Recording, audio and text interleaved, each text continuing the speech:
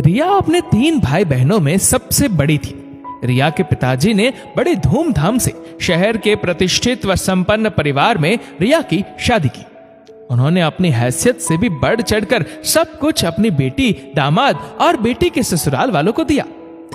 रिया के पिताजी बहुत खुश थे कि उनकी बेटी को अच्छा घर, अच्छा वर और अच्छा परिवार मिला। रिया की शादी के 2 साल बाद आज उसकी गोद भराई का शुभ अवसर आया।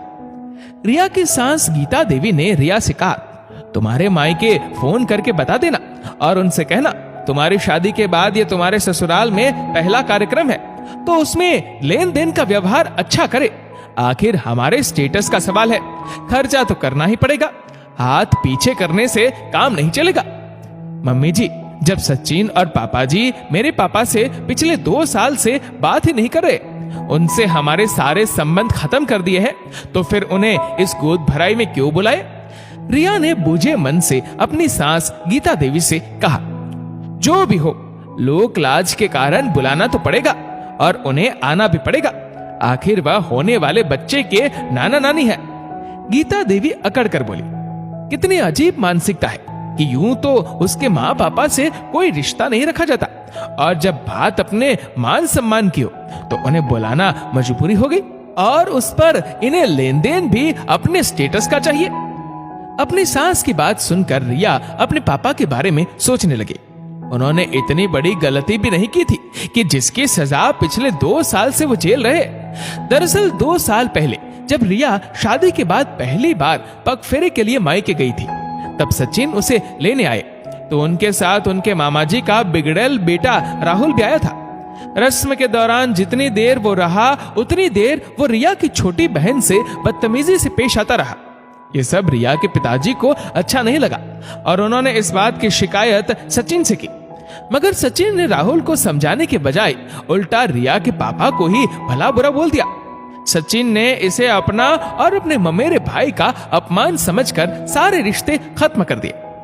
हद तो तब हो गई जब सचिन के इस निर्णय में सचिन के परिवार ने भी सचिन का ही साथ दिया।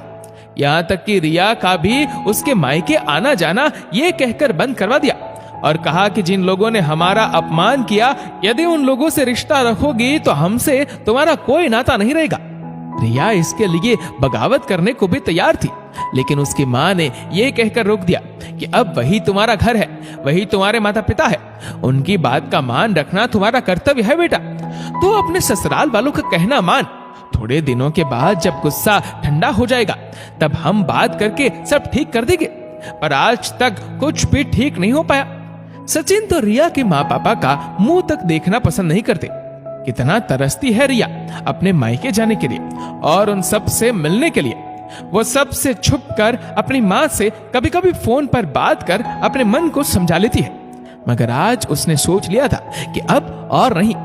आज उसकी सास ने उसके मायके वालों को फोन करके बुलाने को कहा तो रिया के मन में ये बात चुभ गई। वह सोचने लगी, कैसी विडंबना है हमारे समाज की, जो हमेशा औरतों को ही झुकाया जाता है, उसे ही चुप कराया जाता है। अपने में खोई रिया को देख गीता देवी बोली, क्या बैठे बैठे ही मायके पहुंच गई क्या? जो बोला है वह कर देना। पर इस बार रिया से नहीं रहा गया। वो उत्तर देते हुए बोली, मम्मी जी, आप सभी के होते हुए मैं पापा को रस्म के बारे में बताऊं, क्या ये शोभा देगा? आप लोगों में से कोई भी मेरे मायके जाकर निमंत्रण देकर आए, आखिर वह भी तो आपके समधी है। ऐसा वाकया यदि आपकी बेटी के ससुराल वालों के साथ होता तो क्या आप बोलचाल बंद कर देते? मत भूलिए मम्मी जी कि हम भी बेटी वाले हैं। क्यों हमेशा बेटी वाले ही झुके, चाहे उनकी गलती हो या ना हो। अब मैं अपने माँ पापा को और नहीं झुकने दूंगी। अब आप लोगों को ही पहल करनी पड़ेगी, और फिर जब आप लोग उनसे बात करना पसंद नहीं करते तो देन लेन के लिए उन्हें बुलाने की क्या जरूरत है? इतना कहकर रिया वहां से चली गई। अब फैसला लेने की बारी गीता देवी की थी।